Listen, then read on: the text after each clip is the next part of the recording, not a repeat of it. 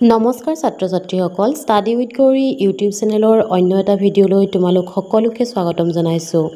আমি ইতিমধ্যে অষ্টম শ্ৰেণীৰ সমাজ অধ্যয়নৰ প্ৰথম পাঠ প্ৰাকৃতিক সম্পদ তোমালোকক বুজাই দিলোঁ। তোমালোকে ভিডিঅ'টো নিশ্চয় চাইছা। আজি প্ৰথম পাঠ প্ৰাকৃতিক সম্পদৰ মই তোমালোকক প্ৰশ্ন উত্তৰসমূহ দিম। যদি ভিডিঅ'টো ভাল লাগে তেতিয়াহ'লে লাইক কমেণ্ট আৰু শ্বেয়াৰ কৰিবা। লগতে মোৰ চেনেললৈ যদি প্ৰথমবাৰৰ বাবে আহিছা তেতিয়াহ'লে চেনেলটো ছাবস্ক্ৰাইব কৰি থৈ যাবা। ভিডিঅ'টো সম্পূৰ্ণকৈ চাবা। চোৱা, আমাৰ প্ৰথম আছিলে চমু উত্তৰ লিখা। ক নম্বৰ চোৱা, মাটিৰ চাহিদা দিনক দিনে বৃদ্ধি পাই অহাৰ যিকোনো দুটা কাৰণ উল্লেখ কৰা। জনসংখ্যা বৃদ্ধি আৰু অৰ্থনৈতিক প্ৰতিযোগিতা। খ নম্বৰ, কোনো এঠাইত জনবসতি ঘন হোৱাৰ কাৰণ কি বুলি ভাবা? দুটা কাৰণ লিখা। উত্তৰ ১ নম্বৰ চোৱা, খেতিপথাৰৰ বাবে উপযোগী সাৰুৱা মাটি উপলব্ধ হ'লে তাৰ আশে-পাশে জনবসতি ঘন হয়। ২ নম্বৰ, কোনো ঠাইত খনিজ সম্পদ অধিক পৰিমাণে উপলব্ধ হ'লে তাৰ আশে-পাশেও জনবসতি ঘন হয়। গ নম্বৰ, ভূমি অৱক্ষয় হোৱাৰ দুটা কাৰণ দৰ্শোৱা। উত্তৰ, অপৰিকল্পিত কৃষিকাৰ্যত অত্যাধিক পৰিমাণে ৰাসায়নিক সাৰ, কীটনাশক দ্ৰব্য আদিৰ ব্যৱহাৰ কৰাৰ ফলত ভূমিৰ অৱক্ষয় হয়।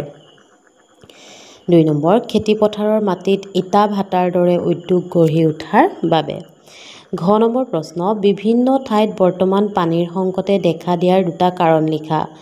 ১ নম্বৰ, বিনা কাৰণত পানীবোৰ নষ্ট কৰাৰ কাৰণে। ২ নম্বৰ, ঋতু অনুযায়ী বৰষুণৰ পৰিমাণ কমি অহাৰ বাবে। আমাৰ ৩ নম্বৰ প্ৰশ্ন চোৱা, ভূমি সম্পদৰ গুৰুত্ব আৰু ব্যৱহাৰৰ বিষয়ে লিখা। উত্তৰ, পৃথিৱীৰ উপৰিভাগৰ ২৯% মাটি।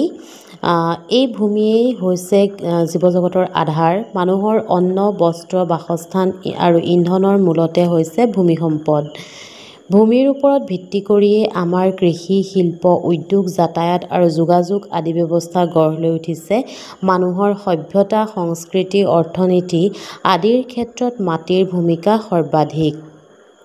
এই মাটি বা ভূমি অসীম নহয়, সেয়েহে ই বৰ মূল্যৱান সম্পদ। নগৰ অঞ্চলত জনসংখ্যাৰ বৃদ্ধিৰ হাৰ অধিক। বৰ্ধিত জনসংখ্যাৰ বাবে ভূমিৰো অধিক প্ৰয়োজন হয়। জনসংখ্যা বৃদ্ধিৰ লগে লগে বাসস্থান, উদ্যোগ, ৰাস্তা-ঘাট আদিৰো প্ৰসাৰ ঘটে। সেইকাৰণে কাষৰীয়া কৃষিভূমি, জলাহভূমি, ওচৰৰ বন্যভূমি আদিলৈ নগৰ সম্প্ৰসাৰিত হয়। বৰ্তমান এহাতে জনসংখ্যা বৃদ্ধি আৰু আনহাতে অৰ্থনৈতিক প্ৰতিযোগিতাৰ বাবে ব্যৱহাৰযোগ্য মাটিৰ চাহিদা বাঢ়িছে আৰু লগতে পৰিৱেশৰ ভাৰসাম্যও বিনষ্ট হৈছে।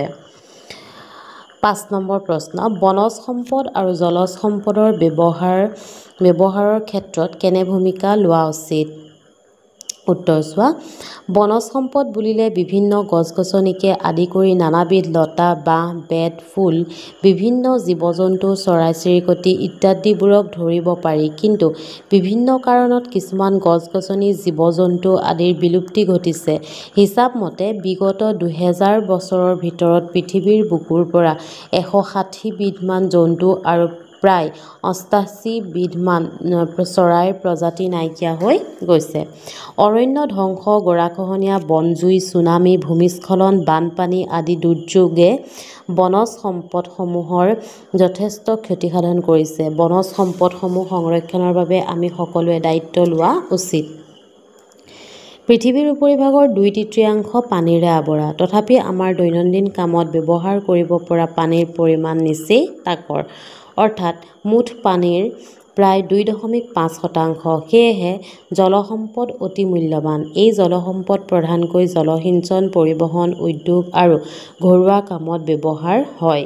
বিদ্যুৎ শক্তি আহৰণৰ বাবেও জলসম্পদৰ প্ৰয়োজন হয়।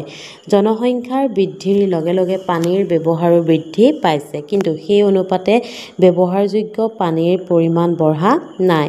তাৰ লগতে পানীৰ উৎসসমূহ প্ৰদূষিত হ'বলৈ লোৱাৰ বাবেও জলসম্পদৰ নাটনিয়ে দেখা দিছে। পানীৰ সমস্যা দূৰ কৰিবলৈ আমি জল সংৰক্ষণৰ ওপৰত গুৰুত্ব দিব লাগিব। যিবোৰ কামৰ দ্বাৰা পানী প্ৰদূষণ হয় তাক পৰিহাৰ কৰিব লাগিব। প্ৰয়োজনতকৈ বেছি পানী ব্যৱহাৰ কৰা অনুচিত। পানী পুনৰ ব্যৱহাৰৰ ওপৰত গুৰুত্ব দিয়া উচিত। ৬ নম্বৰ, শক্তি সম্পদ সংৰক্ষণৰ বাবে কি কি পদক্ষেপ গ্ৰহণ কৰিব লাগে? উত্তৰ চোৱা, শিল্প উদ্যোগ, কৃষি, পৰিবহণ, যোগাযোগ, প্ৰতিৰক্ষা আদি সকলোতে শক্তি সম্পদৰ প্ৰয়োজন হয়। এই শক্তি সম্পদক দুটা ভাগত ভগাব পাৰি: পৰম্পৰাগত যেনে কয়লা, খাৰুৱা তেল, প্ৰাকৃতিক গেছ, খৰি আদি, আৰু অপৰম্পৰাগত যেনে বায়ু শক্তি, সৌৰ শক্তি আদি। পৰম্পৰাগত শক্তিৰ উৎসসমূহ যিহেতু ব্যৱহাৰৰ পিছত শেষ হৈ যায়, গতিকে এনে সম্পদ ব্যৱহাৰৰ ক্ষেত্ৰত মিতব্যয়ী হ'লেহে ভৱিষ্যতে এইবোৰ সংৰক্ষণ কৰিব পৰা যাব। আনহাতে অপৰম্পৰাগত শক্তি সম্পদ মানুহে সৃষ্টি কৰিবলগীয়া হয়। যিকোনো সম্পদ আমি অনায়াসে আহৰণ কৰিব নোৱাৰোঁ। সম্পদ আহৰণৰ ক্ষেত্ৰত খৰচ, সময়, শ্ৰম, প্ৰযুক্তি আদিবোৰ কাৰক জড়িত হৈ আছে। সংৰক্ষণৰ ক্ষেত্ৰত মিতব্যয়ী নহ'লে যিকোনো সম্পদৰ সংৰক্ষণ সম্ভৱ নহয়। ভৱিষ্যতৰ কাৰণে সম্পদ ৰাহি কৰিবলৈও সম্পদৰ অপচয় ৰোধ কৰিব লাগিব। তাৰপিছত চোৱা চমু টোকা। ক নম্বৰটো হৈছে বন্যপ্ৰাণী। হাবিত বাস কৰা সৰু বৰ জীৱ-জন্তু, চৰাই-চিৰিকটি, উদ্ভিদ, সৰীসৃপ, উভচৰ প্ৰাণী, কীট-পতংগ ইত্যাদিবোৰক বন্যপ্ৰাণী বুলিব পাৰি। সকলো বন্যপ্ৰাণীয়ে হ'ল প্ৰাকৃতিক সম্পদ। বন্যপ্ৰাণীৰ উপস্থিতিত প্ৰকৃতিত সহজে ভাৰসাম্যতা ৰক্ষা হয়। দিনক দিনে জনসংখ্যা বৃদ্ধি আৰু মানুহৰ গতিবিধি লাহে লাহে বৃদ্ধি পাই অহাৰ ফলত অৰণ্যত থকা বন্যপ্ৰাণীবোৰৰ জীৱনলৈও সংকট নামি আহিছে। বহু ঠাইত চৰকাৰেও বন্যপ্ৰাণীবোৰ সংৰক্ষণৰ বাবে ব্যৱস্থা হাতত লৈছে। পৃথিৱীৰ মুঠ মাটিকালিৰ 1/3ৰো কম বননি ঘাঁহনিয়ে আগুৰি আছে। আমাৰ খ নম্বৰটো চোৱা জীৱাশ্ম ইন্ধন। জীৱাশ্ম ইন্ধনবোৰ হ'ল পৰম্পৰাগত শক্তিৰ উৎস। কয়লা, পেট্ৰলিয়াম, প্ৰাকৃতিক গেছ আদি হৈছে জীৱাশ্ম ইন্ধন। এনে ইন্ধনবোৰ নতুনকৈ সৃষ্টি কৰিব পৰা নাযায়। জীৱাশ্ম ইন্ধনসমূহৰ ব্যাপক ব্যৱহাৰৰ ফলত এইবোৰৰ পৰিমাণ দ্ৰুতগতিত কমি আহিছে। সেয়েহে আমি জীৱাশ্ম ইন্ধনবোৰ অলপ কমকৈ ব্যৱহাৰ কৰিব লাগে। এই ইন্ধনবোৰ সংৰক্ষণ কৰাটো আমাৰ কৰ্তব্য। গ নম্বৰ চোৱা মৰুকৰণ। প্ৰাকৃতিক বা মানৱজনিত কাৰণত মৰুভূমিৰ প্ৰসাৰ ঘটাকে বা নতুনকৈ মৰুভূমিৰ সৃষ্টি হোৱাকে মৰুকৰণ বুলি কোৱা হয়। অধিক উৎপাদন পাবৰ বাবে একেডৰা মাটিতে বেছিকৈ সাৰ, ৰাসায়নিক দ্ৰব্য, জলসিঞ্চন আদি প্ৰয়োগ কৰি বাৰে বাৰে খেতি কৰি থাকিলে মাটিৰ উৰ্বৰতা নষ্ট হয়, পানী ধৰি ৰাখিব পৰা ক্ষমতা কমে আৰু ভূগৰ্ভৰ জলস্তৰ নিম্নগামী হয়। ফলত অঞ্চলটো শুকান বা মৰুসদৃশ হৈ পৰিব পাৰে। মৰুভূমিৰ দাঁতিকাষৰীয়া অঞ্চলত বননি ধ্বংস আৰু অধিক পশুচাৰণেও মৰুভূমিৰ প্ৰসাৰ ঘটাব পাৰে। চোৱা তোমালোকৰ যে এই চমু টোকা আছে, চমু টোকাবোৰৰ ভিতৰতে তোমালোকৰ কিছুমান সৰু সৰু 1 নম্বৰীয়া প্ৰশ্নৰ উত্তৰো সোমাই আছে। যেনে ধৰা এতিয়া আমাক সুধিব পাৰে যে মৰুকৰণ কাক বোলে? এইটো প্ৰাকৃতিক বা মানৱজনিত কাৰণত মৰুভূমিৰ প্ৰসাৰ ঘটাকে বা নতুনকৈ মৰুভূমিৰ সৃষ্টি হোৱাকে মৰুকৰণ বুলি কোৱা হয়। দেখিছেনে? এইটো 1 নম্বৰ প্ৰশ্ন এটা সোমাই আছে। এনেকুৱা বহুত প্ৰশ্ন 1 নম্বৰ প্ৰশ্ন তোমালোকৰ দীঘল প্ৰশ্নবোৰতে সোমাই আছে। গতিকে এইবোৰ ভালকৈ মন কৰিবা। ঘ নম্বৰ চোৱা সৌৰশক্তি। সূৰ্য অফুৰন্ত শক্তিৰ ভঁৰাল। আমি প্ৰত্যেক দিনেই সূৰ্যৰ তাপ আৰু পোহৰ পাই থাকোঁ। সূৰ্যৰ এই শক্তিক সৌৰকোষৰ সহায়ত বিদ্যুৎ শক্তি উৎপাদন কৰিবলৈ ব্যৱহাৰ কৰা হয়। এই বিদ্যুৎ শক্তিৰ সহায়ত সৌৰ চৌকা, সৌৰ হিটাৰ আদি চলোৱা হয়। সৌৰকোষৰ সহায়ত বিদ্যুৎ উৎপাদন কৰি ঘড়ী, কেলকুলেটৰ আদি চলোৱা, বিদ্যুৎ সংযোগ নথকা গাঁৱত বিজুলী চাকি জ্বলোৱাৰ উপৰিও এই শক্তিক মহাকাশযান, উপগ্ৰহ আদিতো ব্যৱহাৰ কৰা হয়। ঙ নম্বৰ ভূমিস্খলন। ভূমিস্খলন প্ৰাকৃতিক কাৰণত আৰু মানুহৰ কাৰ্যৰ ফলত সংঘটিত এক দুৰ্যোগ। নেৰানেপেৰা বৰষুণ, ভূমিকম্পৰ জোকাৰণি আদিৰ ফলত ওখ ঠাইৰ ভূখণ্ড তললৈ খহি পৰাকে ভূমিস্খলন বোলে। পাহাৰীয়া অঞ্চলত মানুহে মাটি কটা বা গছ-গছনি ধ্বংস কৰাৰ ফলতো ভূমিস্খলন হ'ব পাৰে। তাৰপিছত তোমালোকক পাৰ্থক্য দেখুওৱা দিছে গ্ৰামাঞ্চলৰ ভূমিৰ ব্যৱহাৰ আৰু নগৰীয়া অঞ্চলৰ ভূমিৰ ব্যৱহাৰ। উত্তৰ চোৱা। গ্ৰামাঞ্চলৰ ভূমিৰ ব্যৱহাৰ। গ্ৰামাঞ্চলত মাটিয়েই কৃষকৰ জীয়াই থকাৰ সম্বল। এই মাটিতে কৃষিকাৰ্য কৰিয়েই তেওঁলোকে জীৱন নিৰ্বাহ কৰে। কৃষিকাৰ্যৰ বাবে বহুতে ঘাঁহনি, বিল, পিটনি, চৰণীয়া পথাৰ আদি মাটিৰে পুতি কৃষিভূমিলৈ ৰূপান্তৰিত কৰে। এনে কৰোঁতে পৰিৱেশত পৰিব পৰা প্ৰভাৱৰ কথা ভবা নহয়। নগৰীয়া অঞ্চলৰ ভূমিৰ ব্যৱহাৰ।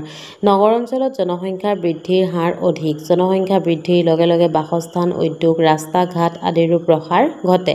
সেইকাৰণে কাষৰীয়া কৃষিভূমি, জলাহভূমি বা বন্যভূমি আদিলৈ নগৰ সম্প্ৰসাৰিত হয়। খ খ নম্বৰ পৰম্পৰাগত আৰু অপৰম্পৰাগত শক্তি। পৰম্পৰাগত শক্তি চোৱা, অতীজৰ পৰা জুই জ্বলাবলৈ ব্যৱহাৰ কৰি অহা খৰি আৰু অন্যান্য জীৱাশ্ম ইন্ধনবোৰেই হ'ল পৰম্পৰাগত শক্তিৰ উৎস। কয়লা, পেট্ৰলিয়াম আৰু প্ৰাকৃতিক গেছ আদি জীৱাশ্ম ইন্ধন। অপৰম্পৰাগত শক্তি, সৌৰশক্তি, জলশক্তি, বতাহ শক্তি, জোৱাৰৰ শক্তি আদি হৈছে অপৰম্পৰাগত সম্পদ। এই শক্তি ব্যৱহাৰ কৰিলেও শেষ হৈ নাযায়। এই শক্তিৰ ব্যৱহাৰৰ ফলত হোৱা প্ৰদূষণৰ মাত্ৰা কম। এইখিনি হৈছে আমাৰ পাঠৰ প্ৰশ্নোত্তৰ। পাঠৰ প্ৰশ্নোত্তৰ আৰু আছে তোমালোকৰ 2 নম্বৰ পাঠৰ প্ৰশ্নোত্তৰ আছে। তোমালোকৰ 2 নম্বৰ প্ৰশ্নটো আছে, সেইটো মই তোমালোকক কিতাপৰ পৰা দি আছোঁ। প্ৰথমতে এতিয়া অতিৰিক্ত প্ৰশ্নখিনি চাই লোৱা। 1 নম্বৰ চোৱা, প্ৰাকৃতিক সম্পদ কাক বোলে? মানুহৰ কামত অহা প্ৰকৃতিৰ সকলো উপাদানকেই প্ৰাকৃতিক সম্পদ বোলে। 2 নম্বৰ, পৃথিৱীৰ উপৰিভাগৰ কিমান শতাংশ ভূমি? 29%। 3 নম্বৰ, 2018 চনৰ বিশ্ব বেংকৰ তথ্য অনুসৰি ভাৰতত কিমান শতাংশ ভূমি কৃষিকাৰ্যত ব্যৱহাৰ হয়? উত্তৰ চোৱা, 60.43%। 4 নম্বৰ, ভূমিস্খলন কাক বোলে? নেৰানেপেৰা বৰষুণ, ভূমিকম্পৰ জোকাৰণি আদিৰ ফলত ওখ ঠাইৰ ভূখণ্ড তললৈ খহি পৰাকে ভূমিস্খলন বোলে। গৰাখহনীয়া কাক বোলে? নদীৰ গতিপথত কাষৰ মাটিক খহাই নিয়াকে গৰাখহনীয়া বোলে। 6 নম্বৰ, ভূমিৰ অৱক্ষয় ৰোধ আৰু ইয়াৰ সংৰক্ষণৰ বাবে গ্ৰহণ কৰিব পৰা কেইটামান পদক্ষেপ লিখা। 1 নম্বৰ, মাটিৰ গুণাগুণ সাপেক্ষে ঘাঁহ বন আৰু বৃক্ষ ৰোপণ কৰা। 2 নম্বৰ, পৰিৱেশ অনুকূল কৃষি পদ্ধতি প্ৰয়োগ কৰা। 3 নম্বৰ, উচ্চভূমি অঞ্চলত বেদিকা পদ্ধতিৰে খেতি কৰা। 4 নম্বৰ, যধে মধে গছ কটা আৰু পাহাৰৰ মাটি কটা বন্ধ কৰা। 5 নম্বৰ, ব্যৱহাৰ নোহোৱাকৈ পৰি থকা মাটিত বৃক্ষ ৰোপণ কৰা। 7 নম্বৰ, এজন ভাৰতীয় নাগৰিকে দৈনিক প্ৰায় কিমান পানী ব্যৱহাৰ কৰিব পাৰে? 25 লিটাৰ। বনজ সম্পদৰ ব্যৱহাৰ কেই প্ৰকাৰৰ? 2 প্ৰকাৰৰ, বাণিজ্যিক আৰু পাৰিস্থিতিক। 9 নম্বৰ, অৰণ্যসমূহক কেইভাগত ভগাব পাৰি? 2 ভাগত, চিৰসেউজীয়া ক্ৰান্তীয় অৰণ্য, পৰ্ণপাতী অৰণ্য। 10 নম্বৰ, চিৰসেউজীয়া ক্ৰান্তীয় অৰণ্যক কি নামেৰে জনা যায়? বৰ্ষাৰণ্য। অসমৰ এখন বৰ্ষাৰণ্যৰ নাম লিখা আৰু ইয়াত পোৱা দুবিধ গছৰ নাম লিখা। দিহিং পাটকাই। আৰু ইয়াত পোৱা দুবিধ গছ হ'ল হুলুং আৰু মেকাই। 12 নম্বৰ, ভাৰতৰ কেইখনমান কয়লা উৎপাদনকাৰী ঠাইৰ নাম লিখা। ৰাণীগঞ্জ, জাৰিয়া, ধানবাদ, বোকাৰো, চেৰাপুঞ্জী আদি। অসমৰ ক'ত ক'ত কয়লা পোৱা যায়? লিডু, মাকুম, জয়পুৰ আদি। খাৰুৱা তেলক আৰু কি নামেৰে জনা যায়? পনীয়া সোণ। 15 নম্বৰ, পৃথিৱীৰ কেইখনমান মুখ্য পেট্ৰলিয়াম উৎপাদনকাৰী দেশৰ নাম লিখা। ইৰাণ, ইৰাক, ছৌদি আৰৱ, আমেৰিকা যুক্তৰাষ্ট্ৰ, ৰাছিয়া আদি।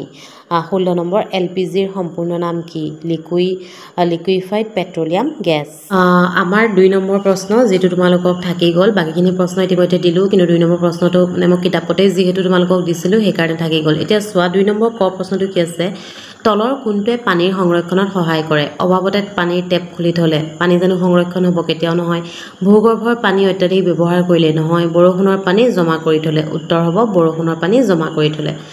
খ নম্বৰ, নিৰ্মল পানী পাবলৈ হ'লে আমি কি কৰিব লাগিব? যে পানীৰ উৎস প্ৰদূষিত নোহোৱাকৈ ৰাখিব লাগিব। ঠিক আছে। গ নম্বৰ, তলৰ কোনটোৱে শক্তি সংৰক্ষণত সহায় নকৰে? জীৱাশ্ম ইন্ধনৰ ব্যৱহাৰ অধিক হ'লে। আজিলৈ ভিডিঅ'টো ইমানতে শেষ হ'ল। ভিডিঅ'টো সম্পূৰ্ণকৈ চোৱাৰ বাবে তোমালোকলৈ বহুত বহুত ধন্যবাদ। যদি ভিডিঅ'টো ভাল লাগিল তেতিয়াহ'লে লাইক, কমেণ্ট আৰু শ্বেয়াৰ কৰিবা। লগতে মোৰ চেনেললৈ যদি প্ৰথমবাৰৰ বাবে আহিছা তেতিয়াহ'লে চেনেলটো ছাবস্ক্ৰাইব কৰি থ'বা। আজিলৈ আহোঁ। Thank U.